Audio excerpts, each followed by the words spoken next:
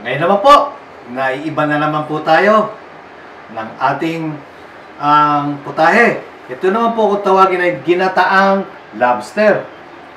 Natatandaan nyo ba, pag ginataang kohol, ginataang hipon, ito naman po naiiba naman. Ginataang lobster po. Okay, bumili po ako ng 2 pounds ng lobster. At pinaluto ko na ho sa pressure cooker ng 15 minutes to 30 minutes. So, ayun po yan. At luto na ho. Ang mga ingredient po ng ginataang lobster, gagamitin ko po ng spinach. Ang spinach po, nagtataka ho kayo bakit po spinach ang ginamit ko.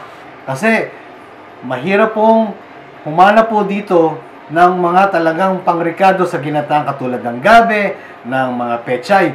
Yan po, napakadaling hanapin po. At meron po tayong hibla ng carrots. Iba po ang hiwa. Of course, meron po tayong gata. Isang lata pong gata. At meron po tayong sibuyas na isang sibuyas po. At meron po tayong paminta. At lalagyan po natin ng asin pero kakatamtaman lang kasi maalat na po ang lobster. Alali lang po yan, depende ho sa sabaw. At meron po tayong durog na bawang. At meron tayong din pong luya. Luya po, isa ho yan nagpapalis po ng lansa. At may konting tubig po habang pinakukulaan natin. Ngayon po, papakita ko po sa inyo ang paggisa at paghulog po ng gata sa lobster. Pero tatandaan nyo po, huwag nyo pong kakalimutan, magpa-subscribe po sa YouTube channel, Mga Lutong Pinoy. Marami pong salamat. Yan po, ilalagay na po natin ang panggigisa po natin para po sa ginataang lobster. Ang mangsa. Unang-una pong igigisa ang ilalagay po ang luya.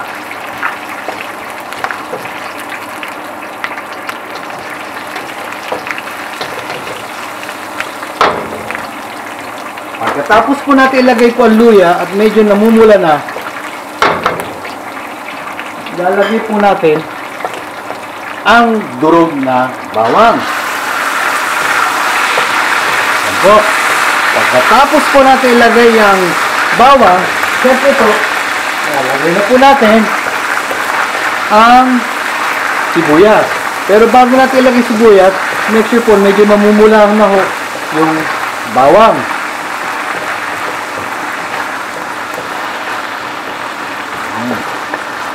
So, ngayon, lalagay na po natin sibuyas.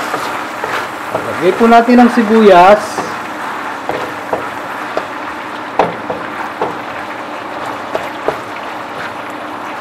So, yan.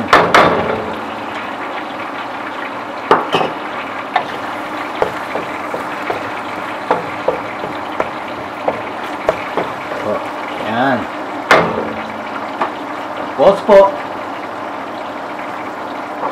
lakasan natin ng konting apoy po para nakita natin na mumula-mula na ho. At doon po natin ilalagay ang gata po. Kalahati lang po ilalagay yung gata. Yan.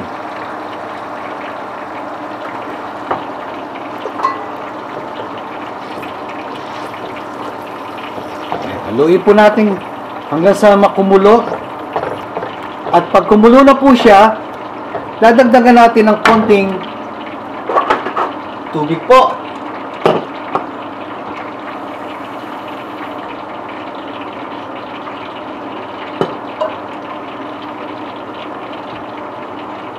Yan. At tapos, hintayin po natin kumulo po siya.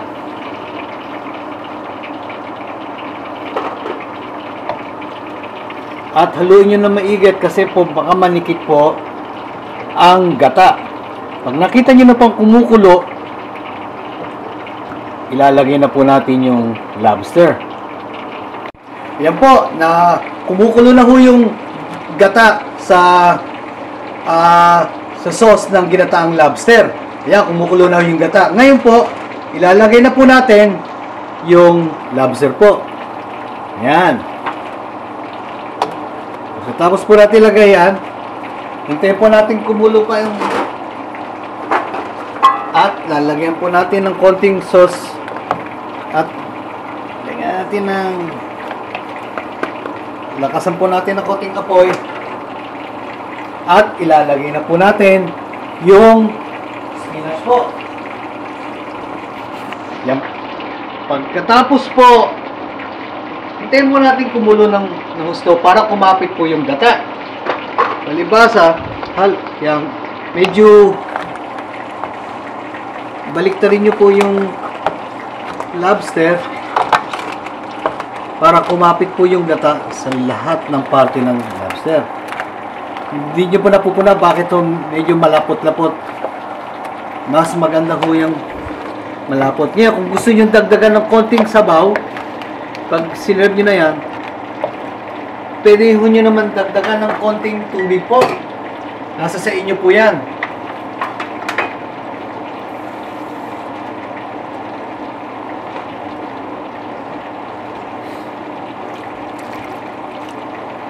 So, yan. Hintayin nyo pong kumulo. At dagdagan nyo ng konting asin or patis po. Pero ako po, lalagyan ko po ng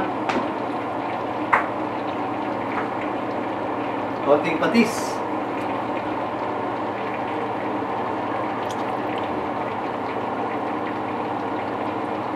Yan po, yan na. Yan, nangangamoy na ho.